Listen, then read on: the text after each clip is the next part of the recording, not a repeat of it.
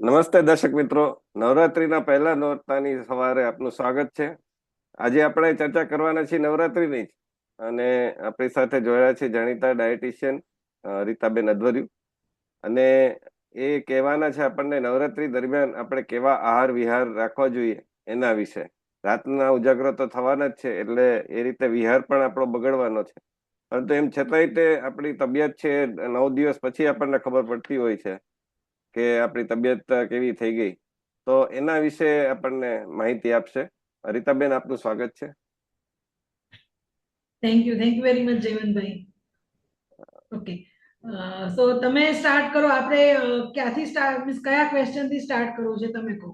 અચ્છા, આ તો પેલું આપણે એ જ જાણીએ કે આ જે રાતનો સમય છે, આપણે સામાન્યતઃ ઊંઘી જતા હોય છે, પરંતુ આ નવરાત્રી 9 દિવસ તો બધા જ મોડી રાત સુધી ગરબે ઘૂમશે અને ચાચરના ચોકમાં માતાજી અવતર્યા હોય એની પ્રદક્ષિણા કરશે. તો આ સમય દરમિયાન પોતાની તબિયત કેવી રીતે સાચવવી? કારણ કે રૂટીન તો પાછા પતાવવાના જ હોય. ગૃહિણી હોય તો એને ઘરના કામો પતાવવાના હોય, યુવતી હોય, વિદ્યાર્થીની હોય તો એને ભણવાનું હોય. આ બધાની સાથે કેવી રીતે કોપઅપ કરવું, કેવી રીતે તાદાત્મ્ય જાળવવું? આમ જોવા જઈએ તો ખરેખર લેડીઝ માટે આ એટલો બધો પ્રોબ્લેમ નથી. જો તમે લેડીઝને એવું કહો કે તમારે 9 દિવસ રાત્રે 3 વાગ્યા સુધી દિવાળીનું કામ કરવાનું છે, તો એનાથી નહીં થાય. પણ સાચી ગરબા વાત. માટે એમને કોઈ પણ પ્રકારની અડચણો આવશે નહીં, એકદમ ગરબા બિલકુલ રમવા માટે. બિલકુલ બિલકુલ બિલકુલ. તો આમાં સૌથી મોટું સાયન્સ એ છે કે આ તમારી ગમતી પ્રવૃત્તિ છે. હાજી. ઘણી વખત એક્ઝામ દરમિયાન તમે જોવો ને તો વાંચવા બેસો ને તો બહુ ઊંઘ આવતી હોય, પણ જો તમે તમારું મનગમતું મૂવી જોવા બેઠો તો ફટાક દઈને ઊંઘ ગાયબ થઈ જાય, કારણ કે એ તમારી ગમતી પ્રવૃત્તિ છે. તો એક્ઝેક્ટલી. નવરાત્રીમાં પણ એવું જ છે કે બધી જ રીતે બધા જ એડજસ્ટમેન્ટ આપોઆપ આપણને, આપણા શરીરને ખબર છે કે આ દર વર્ષે આપણે જાગીએ છીએ કે આ 9 દિવસ જાગવાનું છે. તો એ ઘણી વખત તમારું સાયલન્ટ મિકેનિઝમ કામ કરતું હોય છે. તમારો બેક ઓફ ધી માઇન્ડ, તમે તમારા સબકોન્શિયસ માઇન્ડને ઓર્ડર આપ્યો જ હોય કે આ 9 દિવસ હવે ભાઈ સાચવી લેજે. તો એટલી બધી તકલીફ નથી થતી. પણ હા, તકલીફ ક્યારે થાય કે જ્યારે 9 દિવસ તમે રમો નહીં, તમે ગરબા ન કરો, પણ તમે બધી જ પ્રકારના જંક ફૂડ છે કે કોલ્ડ ડ્રિંક છે લ્યો, એક સાઈડ બેઠા બેઠા સતત આખી રાત મોબાઈલ સ્ક્રોલ કરો, ત્યારે તમને તકલીફ વધારે થશે. પણ જો તમે એકચ્યુઅલી ગરબા રમો છો તો બહુ તકલીફ નથી પડતી, અને આ આપણો જે ફિઝિકલ એક્ટિવિટીને કારણે ઉલટાનું આપણી સ્ટેમિના વધશે, એનર્જી વધારે સારી ફીલ થશે. રીતાબેન, આમાં એક વાત એ છે કે આપણે ત્યાં, એટલે તમે પણ કહ્યું હતું ને, એમ પણ મનાય છે કે રાતના જમવું એટલે પ્રેત ભોજન. અને એમાંય તે ખાસ કરીને તો ઘણા લોકો હવે એ ફિલોસોફીમાં માનવા લાગ્યા છે, જૈનની ફિલોસોફીમાં, કે 6 વાગ્યા પછી જમવું નહીં. તો આ રાતના તો હવે એવું થાય છે કે 10 વાગે તો આપણી સોસાયટીઓમાં જમી કારવીને લોકો આવતા હોય, ગરબે રમે, પછી 12 વાગે એટલે રિસેસ પાડે, અને પછી બધા નાસ્તા પાણી કરે. ને એમાં નાસ્તામાં પણ હેવી નાસ્તો હોય છે. કોઈક દિવસ સમોસા હોય, કોઈક દિવસ દાબેલી હોય, કોઈક દિવસ વડાપાવ હોય, કોઈક દિવસ ઢોકળા હોય. આ પ્રકારનું થાય છે. તો એના કારણે શું તબિયત બગડી શકે? હા, એટલે એમાં એવું છે કે મેં તમને જે અગાઉ કીધું એ છે કે જો તમે ગરબા રમો છો ને, તો તમે કદાચ માની લ્યો કે બ્રેકમાં પીઝા ખાવ છો કે તમે તળેલી વસ્તુઓ ખાવ છો, તો પણ પ્રોબ્લેમ નહીં થાય, કારણ કે તમે જે રૂટીનમાં તમારે જે કેલરી બર્ન થાય છે એ તમારી કેલરી કરતા તમે 3 ગણી કેલરી અત્યારે બર્ન કરી રહ્યા છો. જો તમે અચ્છા. પ્રોપર ગરબા રમો છો, એટલીસ્ટ 2 કલાક 3 કલાક પણ ગરબા રમો છો, તો ફર્સ્ટ ઓફ ઓલ તમારું મેટાબોલિઝમ ફાસ્ટ થશે. મેટાબોલિઝમ ફાસ્ટ થશે એટલે કમ્પેરેટિવ તમારી કેલરી વધારે બર્ન થશે. હમ. તમારા શરીરની જે અંદર જે કચરો છે એ ડિટોક્સિફાઈ થશે, પ્લસ તમારા હેપી હોર્મોન રિલીઝ થશે, જેને કારણે અગેન તમારું ઇન્સ્યુલિન ફિઝિકલ એક્ટિવિટીને કારણે વધારે સારું સિક્રેટ થશે, અને એ પણ તમારા ફેટને દૂર કરવામાં, મેટાબોલિઝમને ફાસ્ટ કરવામાં મદદરૂપ થશે. તો માની લો કે તમે વચ્ચે બ્રેકમાં નાસ્તો કરો છો અને પછી પાછા ગરબા રમો છો, તો બહુ વાંધો નહીં આવે. બટ તમે ખાલી સાઈડમાં બેસીને જોવો છો અને નાસ્તો પણ કરો છો અને અગેન પાછા બેસો જ છો, તો તમને આ 9 દિવસ દરમિયાન તમારું 2 કિલો 3 કિલો વજન વધી જશે, કોલેસ્ટ્રોલ પણ વધી જશે. તો આવા સમયે એવું કરી શકાય કે થોડું જે નાસ્તો છે તમે થોડું ટેસ્ટ કરી લ્યો અને થોડા ગરબા રમી લ્યો. સાવ બેસો નહીં, થોડા ગરબા રમો. કારણ કે આ ખરેખર સાયન્ટિફિકલી પણ બહુ જ આનાથી આપણને મદદરૂપ થતી હોય છે. જે લોઅર એબડોમિન નીચેનો તમારો બધો જ ભાગ છે ટોટલ મૂવમેન્ટ થશે, તો એ તમારી હેલ્થને સારી કરવામાં, સ્ટેમિના વધારવામાં બહુ હેલ્પફુલ થશે. પણ આ ક્રાઇટેરિયા ધ્યાન રાખવું પડે કે ગરબા રમો છો તો ખાઈ શકો, નથી રમતા તો ચાખી શકો. રીતાબેન, આમાં એક વાત એવી પણ નથી કે આપણે કહેવાય છે કે જમીનને થોડુંક વામકુક્ષી કરવી જોઈએ, એટલે કે ખાધા પછી તમે તરત ફિઝિકલ મુવમેન્ટ કરો એ પણ યોગ્ય નથી. તો આમાં નાસ્તા પછી ગરબા રમવાની પ્રવૃત્તિ છે એ યોગ્ય છે? જો કોઈ પણ પ્રકારનું તમે મીલ લ્યો એટલે તમે એટલીસ્ટ નાસ્તો ને એવું કરો તો 10-15 મિનિટ 20 મિનિટ તો તમારી જવાની જ છે, બરાબર છે.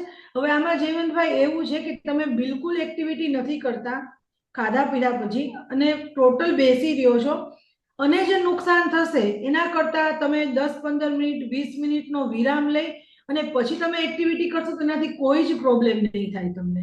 એ તમારા જે ફૂડ છે એને ડાયજેસ્ટ થવામાં ઉલટાનું હેલ્પફુલ થશે. અને સવારે તમારે બાઉલ મૂવમેન્ટ માટે, તમારું પેટ સાફ કરવા માટે તમારે કોઈ લેક્સેટિવ ચા, કોફી કે ગરમ પાણી કે એવું કંઈ લેવું નહીં પડે. નેચરલી તમારું પેટ સાફ થઈ જશે. અને ખાસ કરીને તમે એવા સમયે ખાઈ રહ્યા છો કે જે તમારો ખાવાનો સમય નથી. તમારું છેલ્લું મીલ જનરલી 8:30-8 વાગે પતી જતું હોય છે, જો નવરાત્રા ન હોય તો નવરાત્રી દરમિયાન તમે જ્યારે આટલું મોડું મીલ લઈ રહ્યા છો તો 15-20 મિનિટના વિરામ પછી તમારા માટે થોડી ફિઝિકલ એક્ટિવિટી કરશો, તેનાથી તમને કોઈ જ નુકસાન નહીં થાય. તમે થોડી વાર રેસ્ટ કરીને પછી મૂવમેન્ટ કરો તો કોઈ જ પ્રોબ્લેમ નથી થતો, પણ સાવ નહીં કરો તો 3 ગણો ગેરફાયદો થશે. એટલે આમાં એક વાત એ છે કે નાસ્તો જો તમારે કરવો હોય તો પછી તમે રાતના જમવાનું ટાળો કે એ પ્રકારનું કઈ લાઈટ ખાવું, એવી કોઈ સલાહ છે, યોગ્ય છે? જો તમે ગરબા મોડરેટ મીન્સ કે બહુ થોડા રમો છો તો તમારું રાતનું જમવાનું છે એ તમે કોઈ પણ સૂપ છે કે પછી ખીચડી ને કઢી છે કે મિલેટની ખીચડી છે એવું કાંઈ પણ લાઈટ લઈ લો, બરાબર. તમે જો બહુ ઓછા મોડરેટ પ્રમાણમાં ગરબા રમો છો, પણ તમે માની લો કે અત્યારની 20 વર્ષની છોકરી કે જે પહેલા રાઉન્ડ થી છેલ્લા રાઉન્ડ સુધી એક ધારી રમે છે અન્નમ તો એ યોદ્ધાની જેમ. લાઈટ, હા, તો પછી એને લાઈટ ફૂડ લેશે તો એને બહુ સ્ટેમિના લો ફીલ થશે, એને તરત ભૂખ લાગશે અને ચક્કર આવશે. પણ અંદરથી જનૂન એટલું હશે ને કે રમી તો લેશે પણ પછી તકલીફ પડશે. તો જે વ્યક્તિ સરસ ગરબા રમે છે એ એટલીસ્ટ થોડુંક જમવાનું વહેલું લઈ લે. એ 9 વાગે 10 વાગે રમવાનું શરૂ કરે છે તો 7:30-8 ની વચ્ચે એનું જમવાનું પૂરું કરી લે તો એક્ઝેક્ટ 2 કલાક પછી એ ગરબા રમશે તો એને થોડું શરીરે લાઈટ ફીલ થશે અને સ્ટેમિના પણ સારી થશે. એટલે એ તમારું રાતનું તમે શું જમો છો, લાઈટ જમો છો કે રેગ્યુલર જમો છો, એ તમે ગરબા કેટલા રમવાના છો એના ઉપર ડિપેન્ડ કરે છે.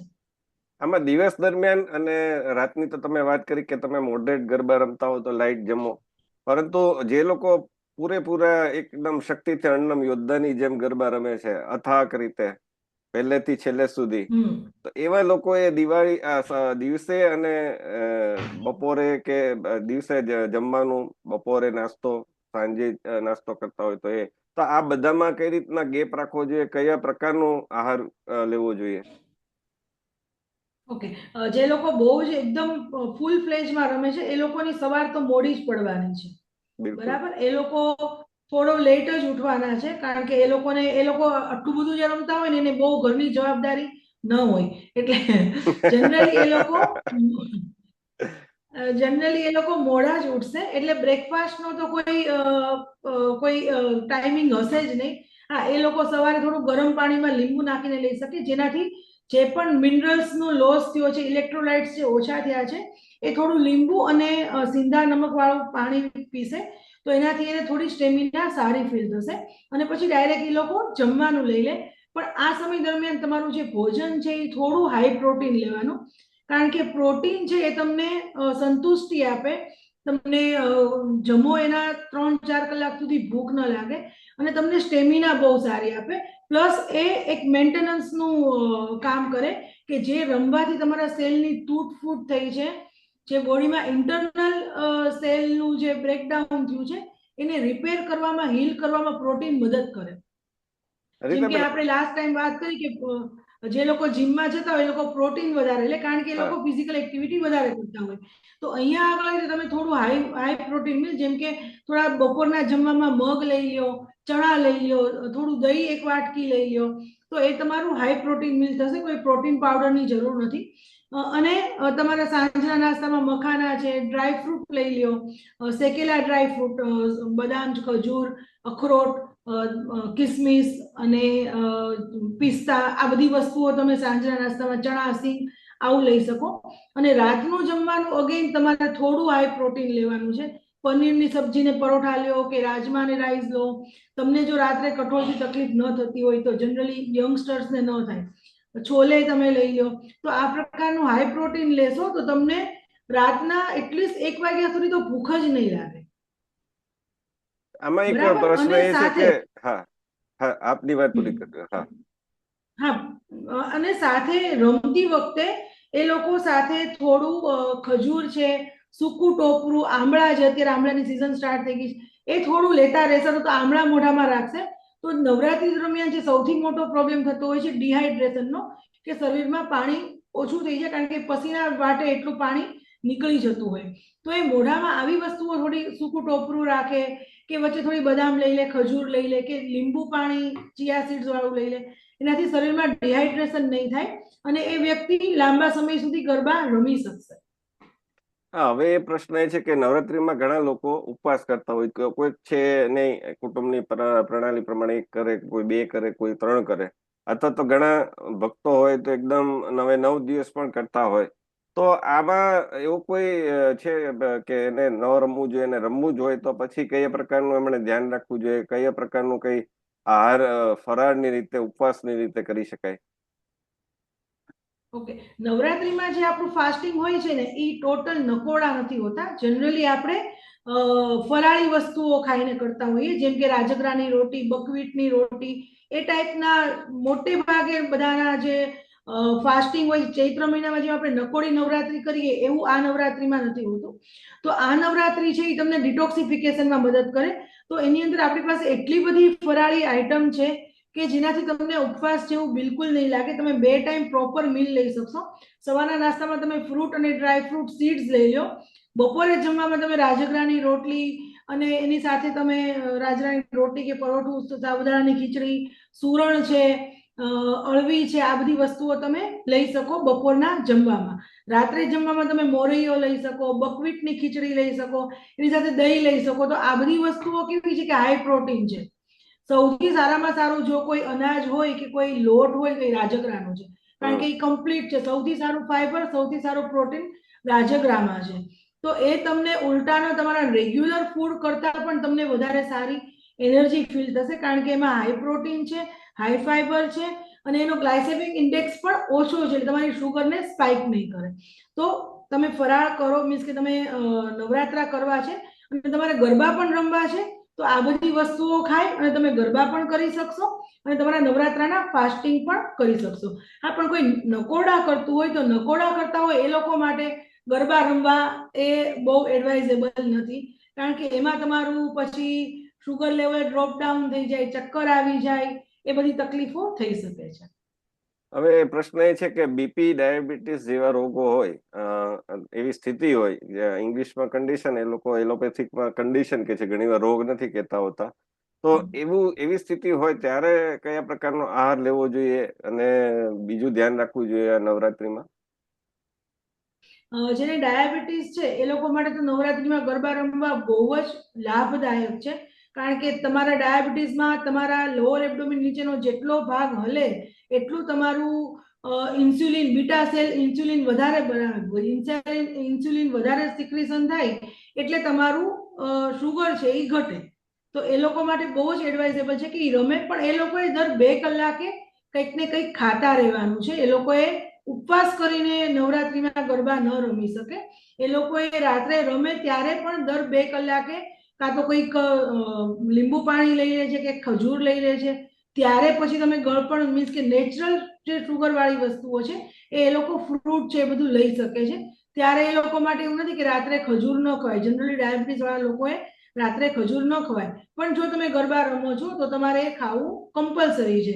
ડ્રાય ફ્રૂટ, ખજૂર, ટોપરું આ બધું તમે લઈ શકો, પણ દર 2 કલાકે લેતા રહેવાનું છે. પણ જેને હાર્ટની તકલીફ છે એ લોકો માટે બહુ ગરબા રમવા એડવાઇઝેબલ નથી. એ લોકો એકદમ સાદા જે આપણા જૂની ઢબના ઠંડા ગરબા હતા કે જે બેઠા ગરબી બેઠા કહેવાય, કરતા એ હતા. લોકો એ લઈ શકે. બેઠા બેઠા કરે કે એકદમ એક જ તાળીના ગરબા એ કરી શકે. તો હાર્ટ વાળા લોકો એ ગરબા કરવા એડવાઇઝેબલ નથી. બીપીમાં તમને વધારે પડતું હાઈ બીપી છે તો પણ તમે ન કરી શકો, કારણ કે આ ગરબા રમવાથી તમારા હાર્ટ નું જે હાર્ટ પલ્સ છે એ વધવાના છે, તમારું બીપી પણ શૂટઅપ થશે. તો એ લોકોએ પણ સાદા ગરબા રમી શકે અને થોડી વાર રમીને બેસી જાય, થોડી વાર રમીને બેસી જાય, એવી રીતે કરી શકે. એક ધારા 3 કલાક એ લોકો માટે પણ રમવા એડવાઇઝેબલ નથી, કારણ કે અત્યારે બહુ એવા કિસ્સા થાય છે કે ગરબા રમતા રમતા તે હાર્ટ એટેક આવી ગયો. તો એ બરાબર છે. તમારી ક્લિનિકલ કન્ડિશન જોઈ અને તમારે એ વસ્તુનું આગળ એક્ઝિક્યુટ કરવી જોઈએ. હવે પ્રશ્ન એ આવે છે કે સૌથી મોટો જે ભય આપણને છે એ છે કે અંબાલાલે આગાહી કરી છે અને ન કરે નારાયણ, પર જો વરસાદ આવી જાય તો એક પ્રકારે સિઝન એવી છે કે અત્યારે તડકો નીકળો છે, વરસાદ આવી જાય તો પછી ઠંડક થઈ જાય, ભેજ આવી જાય અને પછી આ શરદીની પણ શરૂઆત છે, ઠંડીની પણ શરૂઆત છે. તો ઠંડી પણ રાત્રે કદાચ ફૂટી નીકળે, કઈ કહેવાય નહીં, કુદરત છે. હવે આપણે જે રીતે પ્રકૃતિને બગાડી રહ્યા છે એ પ્રમાણે કુદરત પણ કે ભાઈ તમે જ અમને બગાડી રહ્યા છો, તો અમે તો વિચિત્ર થઈ જવાના છીએ. તો આવા સંજોગોમાં કયા પ્રકારનું ધ્યાન રાખવું જોઈએ? આવા સંજોગોમાં સૌથી વધારે મોટું ધ્યાન એ રાખવાનું કે કોઈ પણ ડાયરેક્ટ ઠંડી વસ્તુ નહીં પીવાની, જેમ કે સોડા, કોલ્ડ ડ્રિંક, તમે કોઈ જ્યુસ ઠંડુ પીધું, કોલ્ડ કોફી, એકદમ ઠંડી કોલ્ડ કોફી પીધી તો આ તરત તમારા થ્રોટ ઇન્ફેક્શનને ઓન ધ સ્પોટ તમને ગળામાં દુખવાનું સ્ટાર્ટ થઈ જશે. તો ઠંડા પદાર્થોથી ટોટલી દૂર રહેવાનું અને વધારે પડતું ગરમ પણ નહીં લેવાનું, પણ જે વચ્ચેના ભાગનું છે એવી વસ્તુઓ તમે, જેમ કે પાણી તમે વોર્મ વોટર પીતા રહ્યો તો વાંધો નહીં, તમે મોઢામાં લવિંગ રાખો કે જેનાથી તમને જે બહારની ઠંડક છે એની અસર ઓછી થશે. મોઢામાં લવિંગ છે, તજ, એલચી આ બધી વસ્તુઓ તમે રાખી શકો અને બહારનો ઠંડો ખોરાક ટાળો. ઘરનું મગનું પાણી, દાળનું પાણી એવું લેતા રહ્યો અને ત્રિફળા ચૂર્ણ લ્યો. ત્રિફળા ચૂર્ણ એવું છે કે જે તમે જ્યારે એક સિઝનમાંથી બીજી સિઝનમાં જઈ રહ્યા છો, અત્યારે જેમ કે આપણે ચોમાસામાંથી શિયાળામાં ધીરે ધીરે જઈ રહ્યા છીએ, તો આ ત્રિફળા ચૂર્ણ તમને એ ટ્રાન્ઝિશન પીરિયડમાં સ્વિચ ઓવર કરવામાં બહુ હેલ્પફુલ થશે. તમારું પેટી સાફ આવશે અને તમને સ્કિનને લગતા, સુગરને લગતા એ બધા પ્રોબ્લેમ પણ તમારા ઓછા થશે. તો ગરમ પાણી સાથે રાત્રે સૂતા પહેલા ત્રિફળા ચૂર્ણ લ્યો. ત્રિકુટુ ચૂર્ણ છે, ત્રિફળા છે, એ ત્રિકુટુ અને ત્રિફળા એ બેવ બહુ જ હેલ્પફુલ થશે તમારા ટ્રાન્ઝિશન પીરિયડમાં. તો એ તમે લઈ શકો. અને બહારની વસ્તુઓ જે થોડી ગરમ હોય એ લેવાની, જેમ કે દહીંવડા છે કે પછી ઠંડી પાણીપુરી છે, એવું ન લ્યો. થોડું ગરમ અને તાજું હોય એ તમે બહારનું લઈ શકો છો, પણ ઠંડી વસ્તુઓ, કારણ કે એક તો બહુ ટાઈમ પહેલા બની હોય અને હોય પણ ઠંડી, એની ટેમ્પરેચર ઠંડુ હોય, તો અગેન એ તમને વાયરલ ઇન્ફેક્શન, ગળાનું ઇન્ફેક્શન, અનઇઝીનેસ એ બધું તમને ફીલ કરાવશે. અને બીજું એક થતું હોય છે કે ઘણીવાર ગરબા રમતી વખતે સ્વાભાવિક છે કે પરસેવો ખૂબ નીકળે, ખૂબ ગરમી થાય અને પછી તરત ઘરમાં આવીને એસી ફૂલ ચીલ્ડ કરી દે, તો આ જે આખું વાતાવરણનો પલટો આવી જાય છે એ કેટલું હિતાવહ છે? એ બહુ નુકસાન કરે છે, કારણ કે તમારું એકદમ મેટાબોલિઝમ હાઈ થઈ ગયું છે, પસીનો ખૂબ છે અને તમારો ત્યારે ફેટ લોસનો ટાઈમ હોય કે તમારા જે અગાઉની ફેટ, ચરબી જમા થઈ હોય ધીરે ધીરે પીગળતી હોય. તો એ સમયે તમે એકદમ ગરમીમાંથી ઠંડીમાં જશો તો તમારું બોડી કન્ફ્યુઝ થઈ જશે અને એને કારણે તમને પોતાને અનઇઝીનેસ ફીલ થશે અને તમને સવારે ઉઠશો તો ફ્રેશનેસ ફીલ નહીં થાય. તો તમારે એસી ન કરો એવું નહીં, પણ તમે જ્યારે તમારું ડ્રેસિંગ ચેન્જ કરો છો, તમે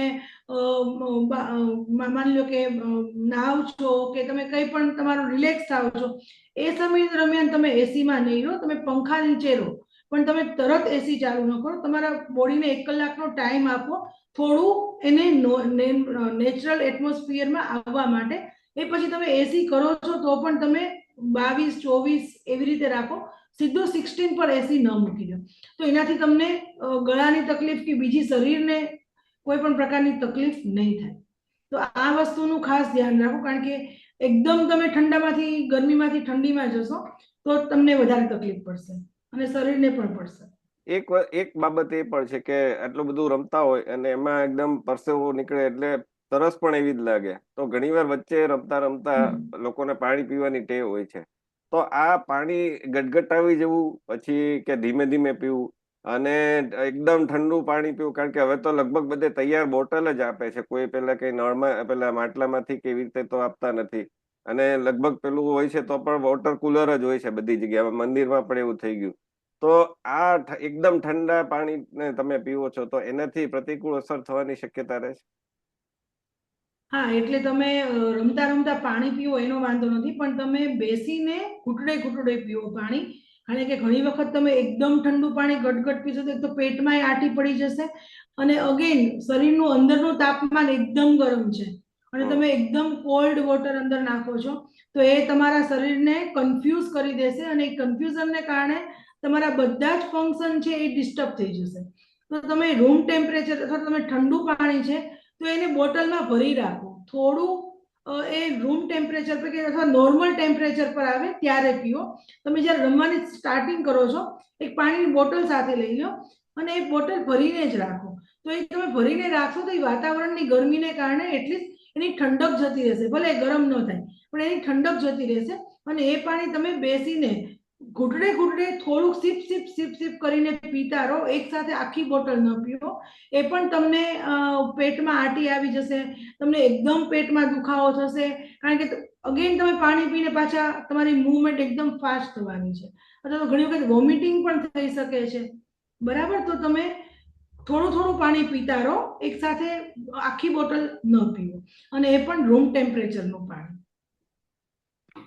તો મિત્રો, આ હતી નવરાત્રી દરમિયાન ધ્યાન રાખવાની બાબતો. આહાર અને વિહાર બંને અગત્યના છે. એની વિશે રીતાબેને ખૂબ સરસ માહિતી આપી. આ માહિતીને તમે તમારા બીજા મિત્રોને પણ આપો, જેથી કોઈ તકલીફ ન થાય ને આનંદથી, ઉમળકાથી અને ઉત્સાહથી તમે નવરાત્રીમાં ગરબા રમી શકો. તો આવતા વખતે ફરીથી એક નવા વિષય સાથે આપણે મળીશું. તમને કોઈ ઈચ્છા હોય કે આ વિષય પર મારે જાણવું છે તો રીતાબેન આના વિશે માહિતી આપે તો તમે, અથવા તો કોઈ તમને પ્રશ્ન છે તો આવતા વખતથી અમે એક પ્રશ્ન પણ લેશું. તો નીચે આપેલા મારા અને હરિતાબેનના નંબર ઉપર તમે અમને વોટ્સઅપ મેસેજ કે ફોન કોલ કરી અને જાણ કરી શકો છો. આવતા હપ્તા સુધી ફરીથી અમને રજા આપશો હરિતાબેન? આભાર આપનો. Okay, thank you.